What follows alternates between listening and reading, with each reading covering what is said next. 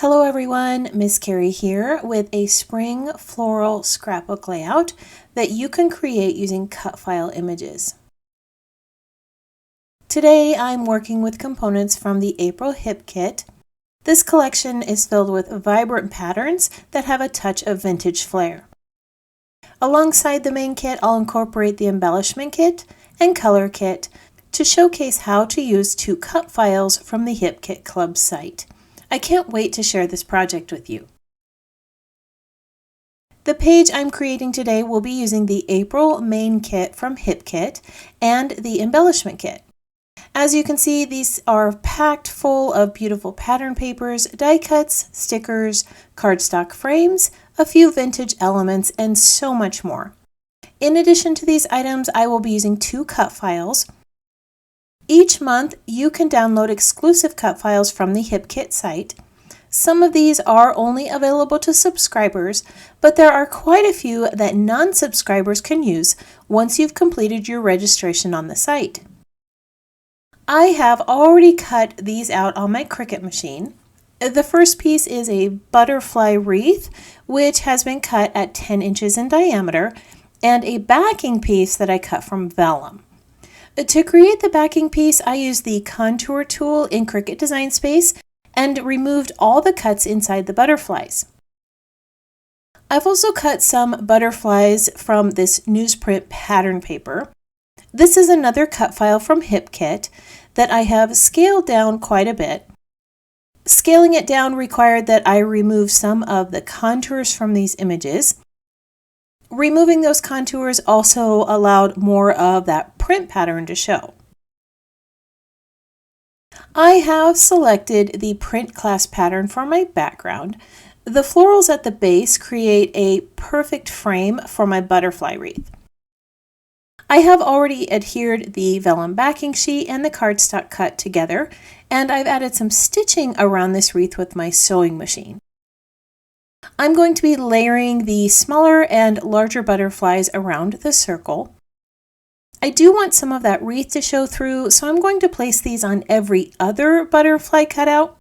I'm going to alternate the large and small ones, and I'm going to add multiple layers of butterflies to create some dimension. The photo of my niece is going to sit here in the corner. I framed this using a black and white chipboard frame because I really want this to pop up off the page. Before I adhere these butterflies in place, I want to add a little bit of color and some stitching to them. In the photo, her fairy wings have this lovely blue color, so I'm going to bring in some shimmers paint and add some watered down pigment to the center of the smaller butterflies. I don't want to add too much, just enough to bring a little bit of blue to the page. I'm also going to add some pigment to the lower layer of the larger butterflies. When these are layered onto the page, that little pop of blue is going to peek out from underneath that top layer. I've chosen to make all my butterflies the same color, but these would look really cute in a rainbow pattern or with a spring or summer color palette. You could shade them with ink, paint, or watercolor crayons and create a beautiful, vibrant wreath of butterflies. Her fairy wings also have a purple hue, so I want to bring a little bit of that to the page also. I'm going to do this with some stenciling and Nuvo paste. I plan on layering some florals around my photo, and I'm going to be placing a journal card near the top.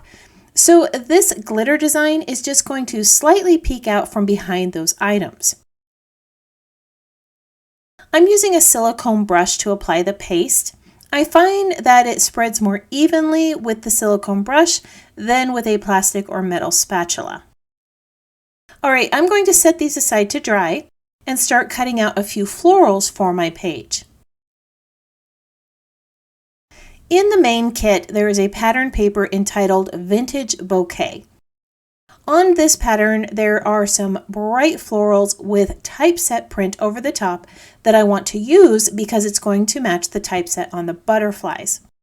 One of the additions that you can buy with your kit this month is a die that cuts out the prints from this pattern sheet. All you have to do is find that design on the pattern paper, match the die up with the florals, cut around this piece, and then run it through your die cut machine to cut this image out. Now, since I've already started cutting apart this pattern paper and I don't want to waste any of it, I'm going to fussy cut out a few more florals so that I can create some layers behind my photo. I am cutting these out with a white edge around them. Not only does that make the fussy cutting a lot easier, but it also matches the larger piece that I cut out with the die. Now I'm going to go off camera real quick and cut out a few more pieces, and then I'll show you how this layout comes together. Off camera, I added some stitching to the centers of the butterflies and attached them to the page. I love the texture that this adds to my design. I'm going to layer these florals around my photo. As I place these florals down, I'm trying my best to have the blue, purple, and pink flowers be more prominent around that photo. This floral pattern is filled with so many colors, but those are the three that I feel are a best match to my photo. I want to leave a little bit of space at the top for some tags that I'm going to be adding some additional journaling to. Now, if you're not a fan of fussy cutting, you can also use some of the floral die cuts that come with the kit. There are multiple colors and patterns this month, and a few that are made from fabric in that embellishment kit. I can't wait to use some of those fabric die cuts on one of my projects this month. In the upper left corner, I want to add my journaling card, and I'm going to place some black and white floral die cuts behind it. These are similar in shape and color to the ones that are printed on my background sheet. And when I add them behind the journaling card, it's going to form a visual triangle. Now, instead of bringing in more die cuts to create some layers, I'm just going to cut these in two and layer the pieces together. When these are adhered behind the circle, it's going to look like I used two die cuts to create all these layers.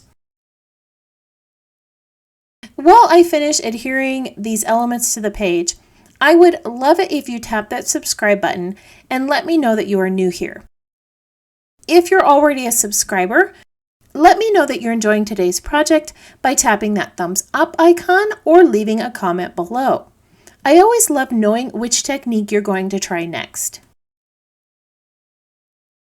As I was trying to figure out what type of title I wanted to add to my page, I discovered these clear stickers in the kit and decided that those black splatters would be a great addition to the page. There are already a few splatters on the printed background, so adding these will make it look like the splatters continued throughout the design. Stickers and stamps with splatters are some of my favorites. I lack the confidence in creating splatter designs on my own. That's why having the option to add a more controlled splatter in the form of a sticker is a fantastic solution. The last item I'm going to add to this page is the title. I'm going to use the cardstock letters from the kit with a phrase die cut that says "Memories of Days Gone By." When I create sticker titles, I lay them on acetate or clear packaging first. This allows me to visualize what the title is going to look like on different areas of the layout. It also helps me to see how much spacing I need to add in between each letter. Now I'm going to adhere this title in place, and then I'm going to share the completed layout with you. Off camera, I typed up my story. I was having difficulty getting everything that I wanted to say on the printed card that I originally selected, so I made my own little journal card with cardstock, clear stickers, and a bow from the chipboard frames. I also brought in some more of that purple hue with a puffy flower on the bow, and some ribbon on the tag, and a small puffy sticker phrase above the photo. Near the title, I added a little script puffy heart and a butterfly. I'm going to share a few close-ups of this layout so that you can see all the lovely details. During our session today, I presented some techniques for utilizing HipKit's cut files to create this stunning butterfly wreath. I selected multiple items from the April main kit to create this vibrant page.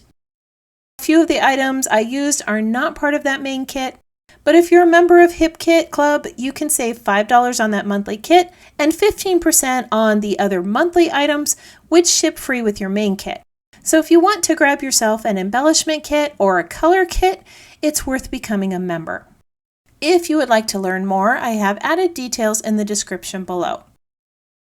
I want to thank you for joining me for another scrapbook project. If you would like to see more of my creations, you can visit my channel or follow Miss Carrie's Creations online. If you have any questions about this project or the supplies listed below, feel free to leave me a comment. I hope that you have a wonderful week, and I can't wait to see what you create.